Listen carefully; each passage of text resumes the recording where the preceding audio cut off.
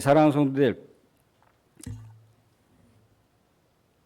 촉법 소년이라고 하는 만 10세 이상부터 만 14세 미만의 청소년들이 범죄를 저질렀을 때 이 형사법상 미성년자이기 때문에 형사법상 어떤 책임 처벌이 그들에게 가해지지가 않습니다. 그런데 아무리 형사법상 책임을 감당할 수 없는 자라고 할지라도 그 촉법 소년이 저지른 범죄의 행위가 사라지는 것이 아니라는 거죠. 그 범죄를 누군가 대신 책임을 감당해야 되고 또 그 누군가가 그 배상에 대한 몫을 감당해야 된다는 거예요. 그래서 촉법 소년이 자신이 범죄 행위를 저질렀다 할지라도 설령 자기가 그것에 대한 책임 능력이 없다 할지라도 그 죄를 그 부모가 고스란히 책임을 전가받는다는 거예요. 또한 배상에 대한 부분들도 다 감당을 하게 된다는 거죠. 우리도 그렇습니다. 우리의 죄를 우리 스스로가 감당할 수가 없어요. 하나님께서는 궁여지책으로다가 제사라고 하는 것을 통해서 짐승의 피를 통해서 하나님께 나아갈 수 있는 길을 열어주셨음에도 불구하고 우리의 죄를 우리 스스로가 감당할 수 없었다라고 하는 것을 하나님께서 아셨습니다. 그래서 이제 하나님께서 직접 책임을 지시기 위해서 어떻게 하셨던가요? 독생자 예수 그리스도를 이 땅 가운데 보내주셨다는 거예요. 우리가 우리 죄를 감당할 수 없기 때문에 예수님께서 우리 죄를 우리 대신에 감당하게 하셨다는 거죠.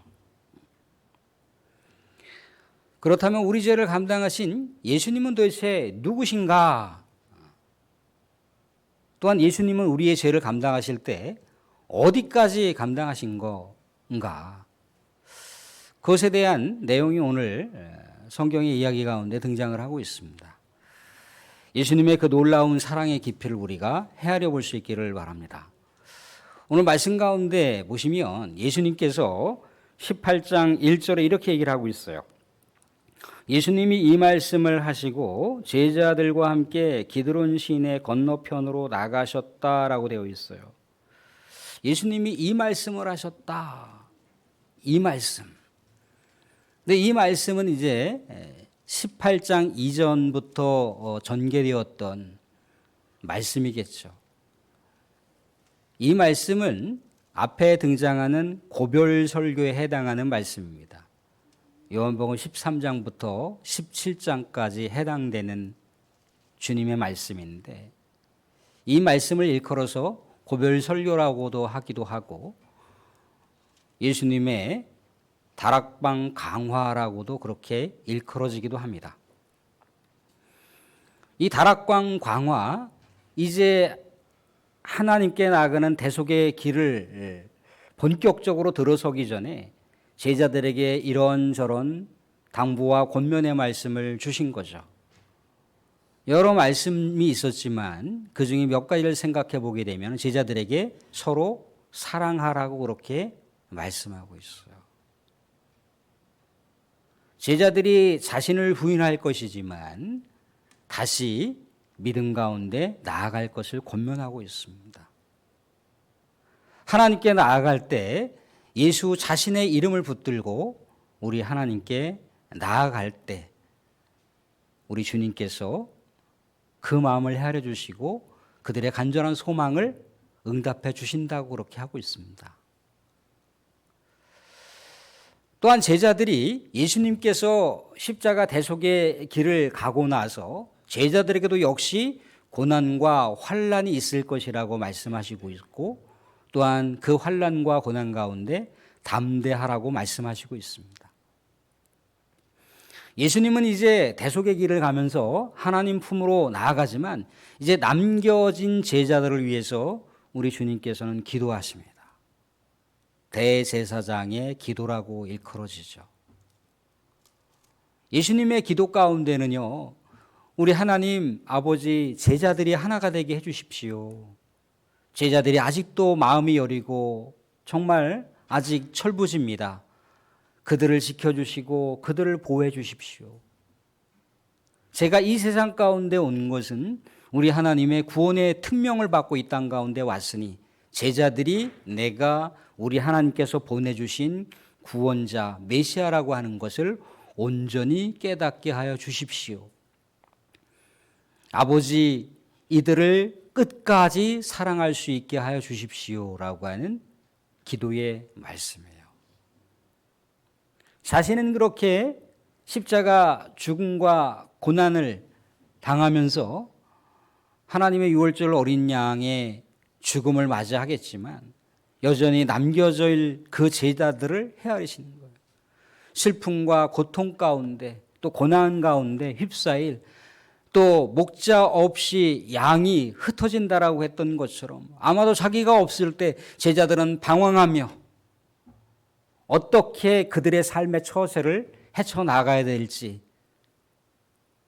정말 숨가쁘게 살 수밖에 없는 제자들의 삶의 형편을 헤아리시면서 정말 사랑과 연민과 위로와 격려와 기도의 말씀을 하셨다는 거예요. 이 말씀을 하시고 이제 예수님께서 그 동선이 어디로 향하고 있느냐면 오늘 다시 1절 말씀 가운데 보시면 기드론 시내 건너편으로 나가셨다라고 하고 있어요. 기드론 시내 건너편. 그런데요, 우리가 알고 있는 이 사복음서에 기드론 시내라고 하는 단어가 나오지 않습니다. 요한복음에만 유독 등장을 하고 있어요. 여기서 예수님이 어떠한 분이신지에 대한 정체성이 언급되어 있습니다. 기드론 시내라고 하는 것은요, 요한복음에만 등장한다고 말씀드렸습니다. 우리가 마태복음이나 마가복음이나 누가복음을 보시게 되면 게셈마네라고 하는 지명이 나오고 감람산이라고 하는 지명이 나와요. 그런데 유독 요한복음에만 기드론 시내가 나오더라는 거죠.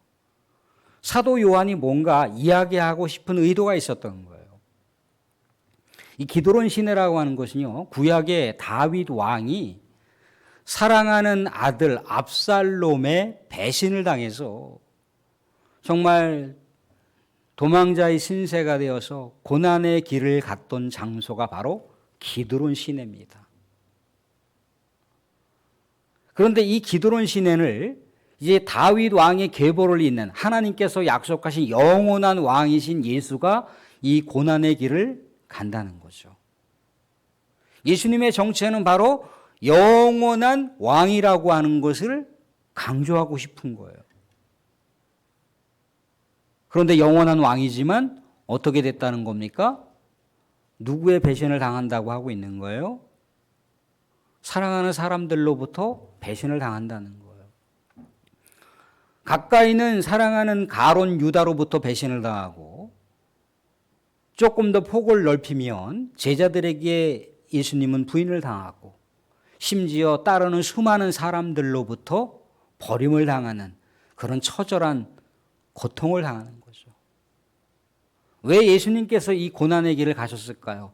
왜 예수님께서 영원한 왕으로서 이 대속의 길을 가신 이유가 무엇입니까? 바로 우리들에게 영원한 죄사함을 주시기 위해서.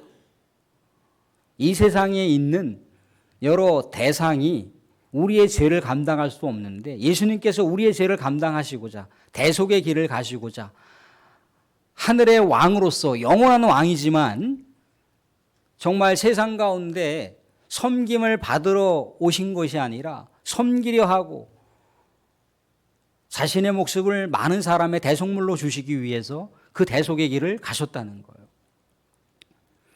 사랑하는 성도들, 세상 어디에 그 어떤 통치자나 그 어떤 왕이 자신의 백성들의 죗값을 대신 짊어지고 목숨을 바쳐서 죽음의 길을 가는 통치자나 목숨을 바쳐 백성들의 죗값을 대신하고자 하는 그런 왕이 어디 있습니까?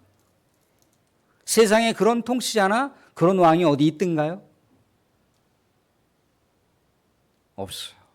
그런데 오직 하나님께서 이 땅 가운데 하나밖에 없는 독생자 예수, 하나님의 영원한 예수, 우리의 영원한 왕이신 예수께서는 그 길을 가셨다는 거예요. 높은 곳을 향해서, 고지를 향해서 가신 것이 아니라 정말 낮고 낮은 밑바닥을 향해서 우리 모든 인생들의 죄를 다 씻어주시고 그것을 다 짊어지시기 위해서 대속의 길을 가셨다는 거예요. 이것이 어찌 우리 주님의 사랑이 아니고서는 그 어떤 것으로 해석할 수가 있겠습니까? 우리 주님의 놀라운 사랑, 하늘보다 높고 바다보다 깊은 이 사랑을 우리는 아가페 사랑이라고 합니다. 만왕의 왕이, 영원한 왕이 자신의 모든 것을 버리시고 우리를 위해서 아낌없이 자신의 생명마저도 주셨다라고 하는 이 놀라운 은혜와 사랑이 우리 가슴 속에 계속해서 10년 가운데 울림의 역사가 있으시기를 주님의 이름으로 축원드립니다. 그러면 예수님은 도대체 우리 죄를 어디까지 해결하신 것일까? 그것에 대한 본문이 오늘 등장하고 있어요. 오늘 18장 1절 말씀을 다시 보시면 이렇게 나와 있습니다. 1절 말씀에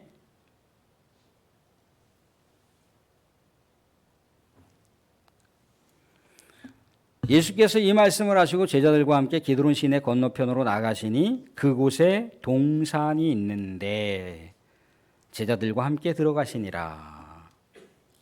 19장 41절도 보겠습니다. 19장 41절 보시면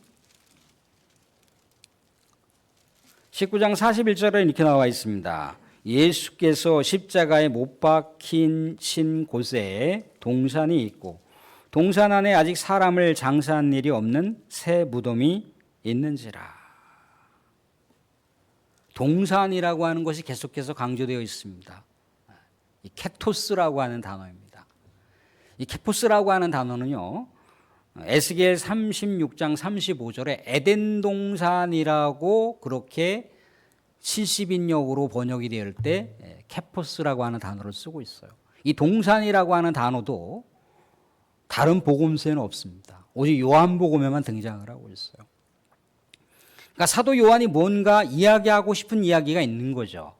뭔가 의도하고 싶은 게 있다는 거예요. 강조하고 싶은 게 있다는 거예요. 왜 에덴 동산을 예수님께서 체포당하시고 예수님께서 십자가 처형당하는 근처의 장소에 또한 예수님께서 죽으시고 안장하신 무덤 또 예수님께서 부활하신 장소로 왜 이 동산이라고 하는 것을 기록했냐는 거죠.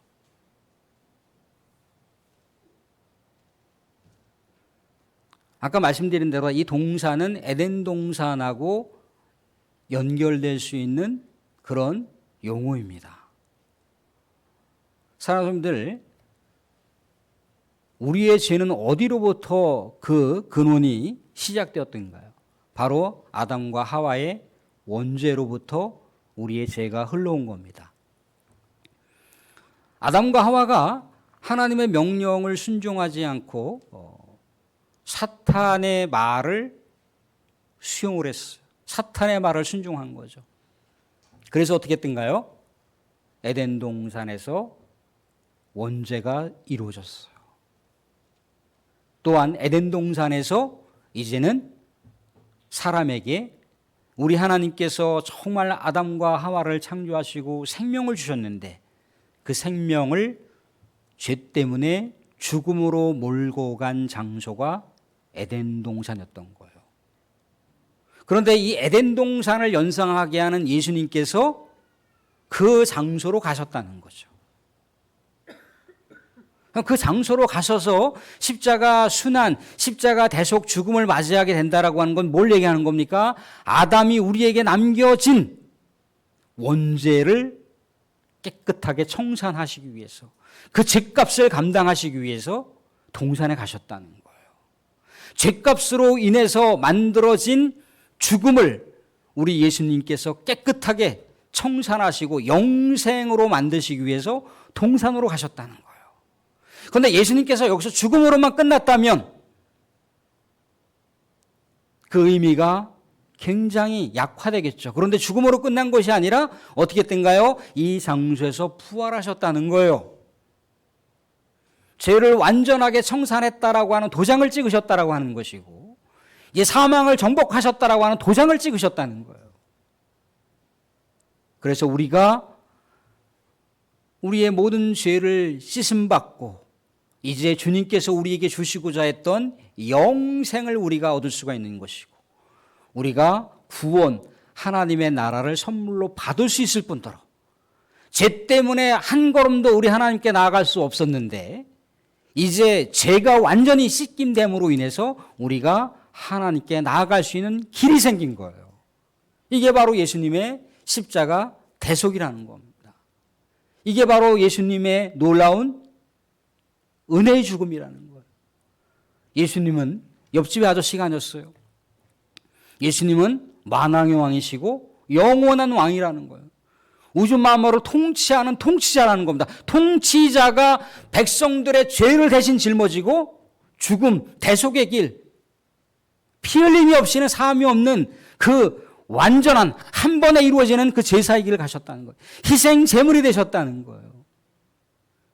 예수님의 희생과 십자가 대속의 사건이 아니면 우린 죽음으로 죽으면 끝나는 거예요. 우린 죽음 이후에 심판밖에 없습니다, 우리에게.